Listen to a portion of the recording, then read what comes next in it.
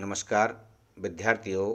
इससे पूर्व मैंने आपको अभिगोपन का अभिप्राय और अभिगोपक कौन हो सकता है के संबंध में विस्तार से अध्ययन कराया।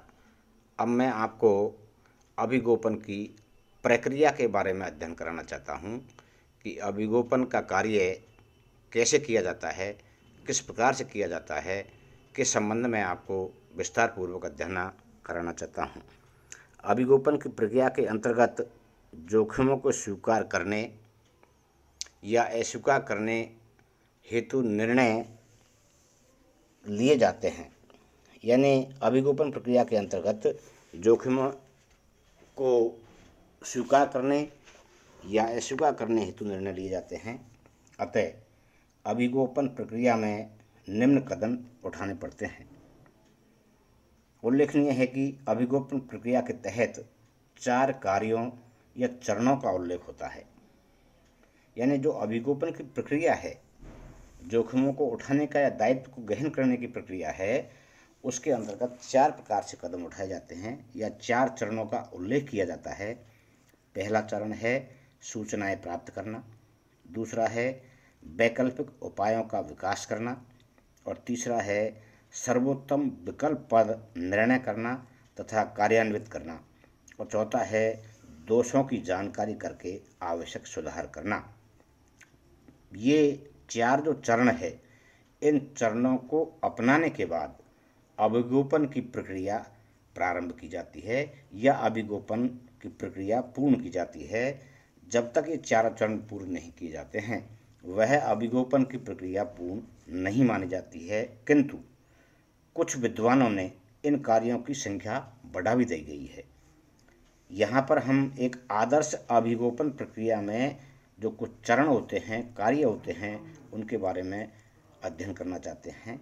तो आदर्श अभिगोपन प्रक्रिया में पहली प्रक्रिया है सूचनाएं एकत्रित करना, और दूसरी है सूचनाओं का वर्गीकरण एवं विश्लेषण करना, और तीसरा है उन प्राप्त सूचनाओं का मूल्यांकन करना, चौथी है अनुकूलतम या सर्वोत्तम विकल्प का चयन करना, और पांचवी है निर्णयों का क्रियान्वयन करना, और छठी है निर्णयों का विश्लेषण करना, और सातवीं है सुधारात्मक कदम उठाना।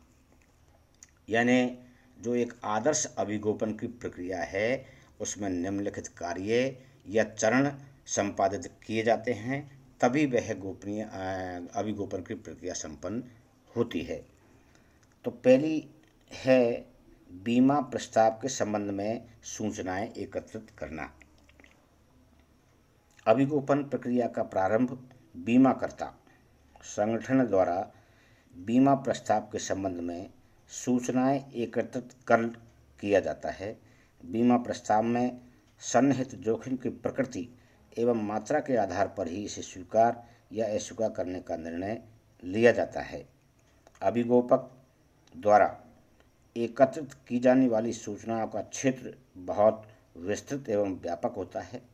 इस संबंध में बीमा प्रस्ताव के प्रस्तावक का नाम होता है, उसका पता होता है, उसकी आर्थिक स्थिति का उल्लेख होता है, उसकी प्रतिष्ठा के बारे में भी जानकारी होती है, उसकी क्या साख है, उसका चरित्र कैसा है, संभावित जोखिम की प्रकृति क्या है एवं उसकी मात्रा क्या है, और जोखिम को प्रभावित करने वाले तत्व आदि सूचनाएं एवं तथ्य एकत्रित किए जाते हैं।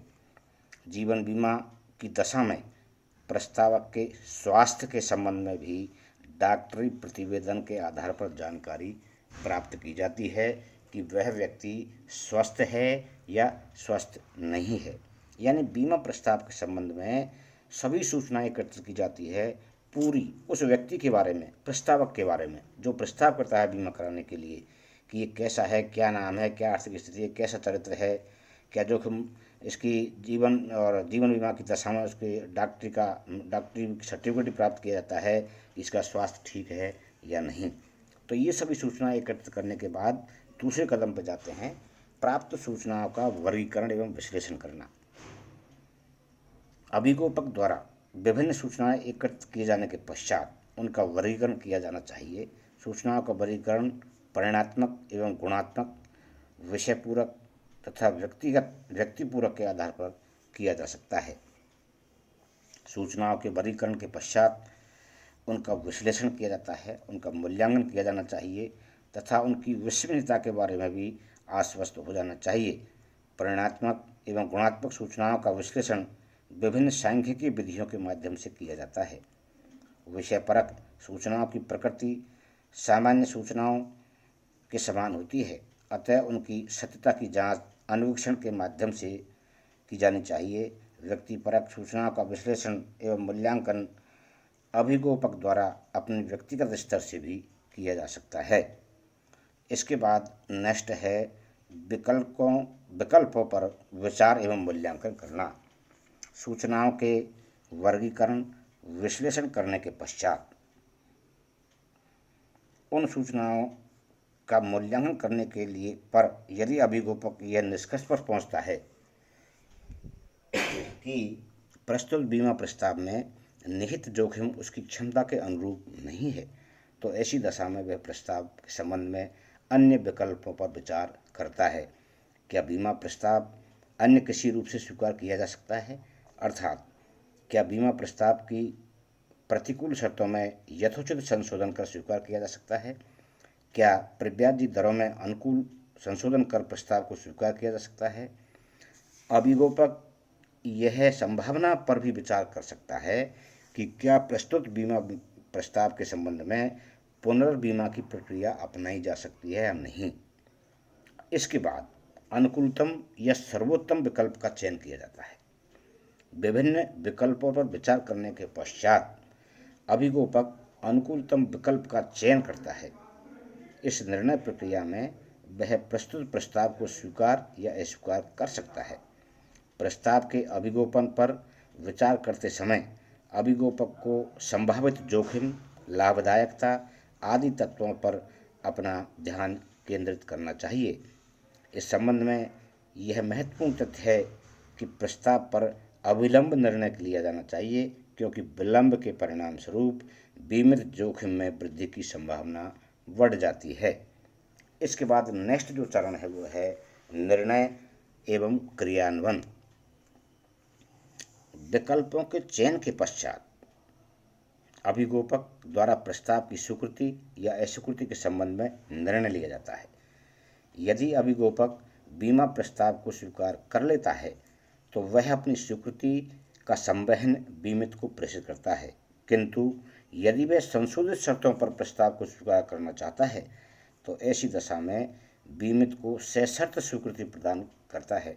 इसके विपरीत अभिगोपक की क्षमता से अधिक जोखिम होने की स्थिति में वह प्रस्ताव को अस्वीकार कर तदनुसार बीमित को सूचना कर देता है। नेक्स्ट जो चरण है निर्णयों का विश्लेषण एवं मूल्यांकन। अभिगोपक को अपने बीमा व्यवसाय के संचालन के संदर्भ में प्रस्तावों की स्वीकृति अथवा अस्वीकृति के संबंध में निरंतर निर्णय लेने पड़ते हैं। यह एक सतत और निरंतर प्रक्रिया है, अतः उसे भूतकाल में लिए गए निर्णयों का विश्लेषण मूल्यांकन भी करते रहना चाहिए, ताकि पिछले अनुभवों के आधार पर भविष्य तर्क संगत, विवेकी एवं सुदृढ़ निर्णय लिए जा सकें। और लास्ट जो चरण है वह है सुधारात्मक कदम उठाना। निर्णय के बाद अभिगोपक को यह भी पता करना चाहिए कि उसे भविष्य में अपने कार्यों में किस प्रकार सुधार करना है। वह अपनी विगत त्रुटियों को पता लगाकर भविष्य में अपनी कार्य पद्धति में सुधार करने का प्रयास करता है। इस प्रकार एक अच्छी गोपनीय अभिगोपन प्रक्रिया के तहत उपरोक्त सभी चरण या कार्य करने होते हैं। यह ध्यान रहे कि निर्णय को लागू करने मात्र से कुछ नहीं होता, समय समय पर उनकी क्रियान्विति का मूल्यांकन करते रहना चाहिए और कोई त्रुटि हो तो उसमें सुधारात्मक कदम भी उठाना चाहिए। तो ये विद्यार्थियों अभिगोपन प्रक्रिया है। इसको अपनाने के पश्चात, इन चरणों को पूरा करने के पश्चात ही अभिगोपन की प्रक्रिया पूर्ण होती है। धन्यवाद।